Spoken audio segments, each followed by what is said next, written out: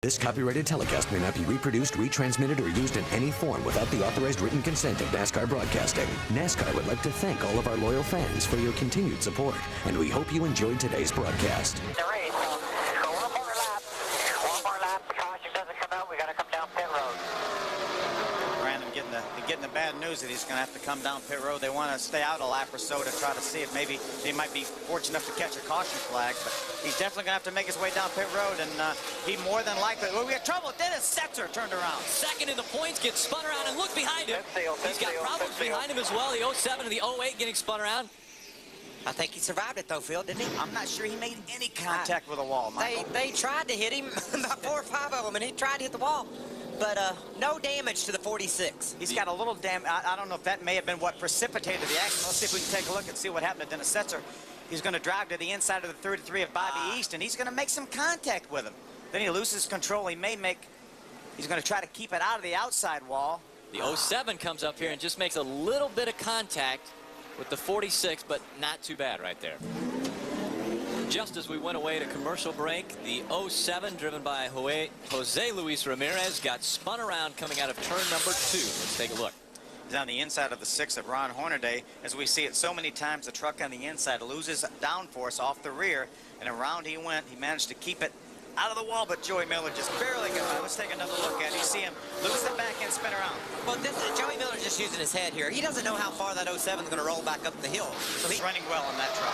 His best career finish, 10th at Las Vegas this year. So 10 feet away. Currently running inside the top 10, looking for a career best. Oh, we've got a spin in turn number 1. That is Aaron Crocker in that number 4 Dodge. Yeah, she was right in front of the leader just a couple moments ago. The last time we were looking at Top 09, our leader, she was the next truck right in front of him. I'm sure that they're probably trying to come in. We're, very unfortunate for Aaron Crocker. Her goal was to get laps, get time in that seat, try to do as much as she can to get comfortable in there. It looked as though she had a right front tire that was flat. Well, she was going to go to the inside of the 13 of Chad Chaffin and just lost the back end trying to get to the inside of Chad Chaffin. She saw the leader right behind her, so she wanted to try to make something happen, get by the 13, put a little, could possibly be terminal. NASCAR will not allow that truck to smoke very, very much on the racetrack. Continuing to see green flag pit stops now as more trucks are starting to come down pit road. This is when you're very, very nervous, like I said earlier. You make Spencer's in a wall. Jimmy Spencer gets into the wall hard. We see him staying right along right the front, guys. wall as he goes down. All right, Jimmy. That being the backstretch. Jimmy made that green flag pit stop, put fresh tires on, back on lap number 82, and he was making up a lot of time. He wasn't going to be able to make up all the time because of... Yeah, boy. Watch me, just in front of the 38. You see the tire go down. You see the sparks before he even hits the wall. That is a hard contact. I don't care whether you hit a safer barrier or not. That's a 3,400-pound truck, and it's tore it all to pieces, so you know. Johnny Benson's got to make the race happen on the track, and look at Terry Cook getting spun around in that number 10. Hang on to it. Yeah, Jack Sprague makes some contacts with Terry Cook, and it turned him around. That will allow Kyle Busch in that 15 truck. We saw him make a green flag pit stop. See him drive down on turn number 3. You see Jack moves up off the the yellow line. Got a little bit loose there. Had to chase his truck up the hill, and when he did, he made some contact with Terry Cook. Man, for Terry Cook, that's frustrating too, because you could see him just giving and giving and giving. He just didn't realize that Jack had gotten sideways, and when you get sideways, you got to crank that thing to the right a little bit, and that's exactly where the move by John. You got to time that thing perfectly, Phil. You cannot be in the active passing when you cross the start-finish line. It has to be after you cross the start-finish line. Trouble. Problems with the 77 Jasper engines and transmissions. Number 77. Brendan Gaughan looks as though he gets spun around, but he keeps it going. But as the smoke flies and the potential for danger happens, they bring out the caution. So that's caution number 6. Way to hang on to it, drivers.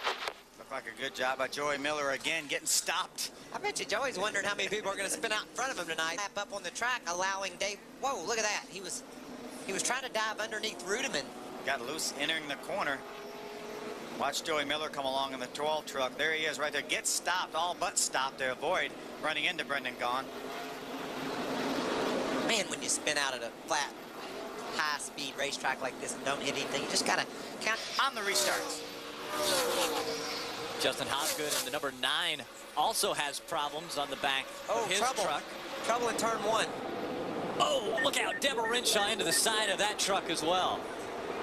Nowhere to go for Renshaw and Bobby East. All right, guys. I couldn't wall it up, man. Hey, Deborah says she's all right. She just couldn't get stopped. That's Bobby East, the 33 truck right there. Going to be another restart, another opportunity for Ron Hornaday maybe to take a shot at Todd Bodine. Need to work on the 8 and the 33. Let's take a look at what happened. Kyle Busch put Robert Presley and Bobby East 3 wide, and Bobby was the odd man out. He was the guy on the outside, and he's the one who wound up in the wall. Take another look at it there. You see Kyle makes his way to the inside. Robert had to give Kyle Busch some room on the inside, and Bobby came down to take his normal line into the corner. Here comes Deborah. Golly, that was a hard hit right in the door, Phil. Oh, sure was. You could see that she lost a lot of damage. It doesn't look like, Michael. Just a little bit of wall paint on that right front tire you can see there, and some sparks off the valence. He might have bent that valence down. Be interesting. We saw that Kyle Busch last week. Be interesting to see if he can keep up that type of pace.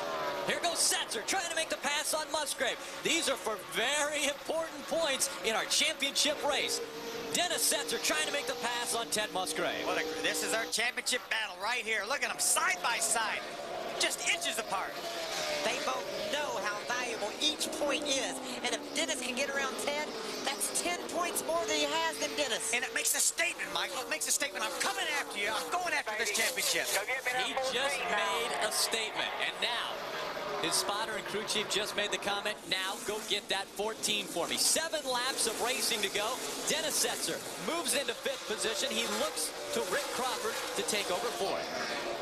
Had a great side-by-side battle behind this between the 17 and the 50. There it is right there. There's David Runeman on the inside, the 50 of Todd Cleaver. And look at Matt Kraft and the 88 Menard Chevrolet join that battle. Looks like Rudeman's got a little bit better truck, but man, as we saw with Rick Crawford and Johnny Benson, it's hard to make it. Are you out of breath? Yeah, this is killing me. This is for 7th. We saw a battle earlier for 5th that Dennis Setzer won over Musgrave. Then we saw the battle, obviously, before that between Johnny Benson and Rick Crawford. That was for 3rd. So we've got side-by-side battles going on all over the racetrack, predominantly up front. We've had this all year. They can't make up their mind where they want to run. What a great move by Matt Crafton, driving to the outside of the 50 truck of Todd Cleaver. That's a battle for what? We've got 8th position right there.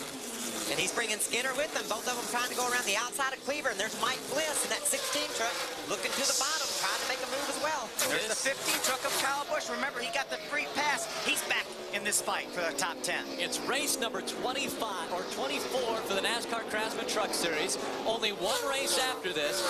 And as Michael had mentioned, we've seen this all season long, side-by-side battling, great racing, and now Matt Crafton taking over the spot from the 50 of Todd Cleaver. How cool, I know Todd Bodine will get really mad if he hears me say this. How cool would a green-white checkered be?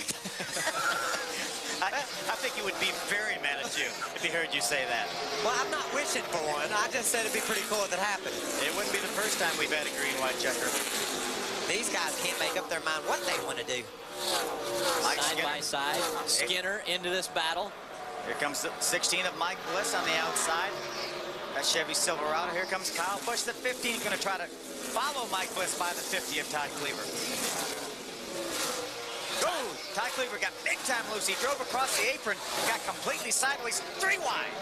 3 wide as they go across the start-finish line and make their way into turn number 1. As they are doing that, our leader, Todd Bodine, is making his way through 3 and 4. He comes out of turn number 4, and Todd Bodine will see the white flag. 1 mile to go for Bodine. Well, he knows there's not going to be a green-white checker anymore. He got the white flag. If the caution was to come out right now, it would be an official race. Todd's got clear sailing to the finish. All clear. Coming to the checkers. Let's not tell him I said that. Down the back stretch into 3 and 4. The final turns for Todd Bodine. This will be repeat winner or back-to-back winner. It's Todd Bodine coming out of 4. He wins the Chevy Silverado 150. Ron Hornaday comes along in second. Here comes Johnny Benson in third. Rick Crawford able to take the 4th spot. Dennis Setzer finishes 5th, and he gains points on Ted Musgrave. How big is that? Like you said, Phil, he gained points, and he makes a statement. We're not done, Ted. just remember us when we go to Miami this weekend. Keep your mind on us instead of yourself, and maybe that'll give us a bit of an advantage. Todd Bodine with his 6th career NASCAR Craftsman Truck Series win. This just his 39th start in the Truck Series. And with his crew chief, Wendy Venerini. This copyrighted telecast may not be reproduced, retransmitted, or used in any form without the authorized written consent of NASCAR Broadcasting. NASCAR would like to thank all of our loyal fans for your continued support, and we hope you enjoyed today's broadcast. This has been a special presentation of ABC Sports, spanning the globe to bring you the biggest events in the wide world of sports.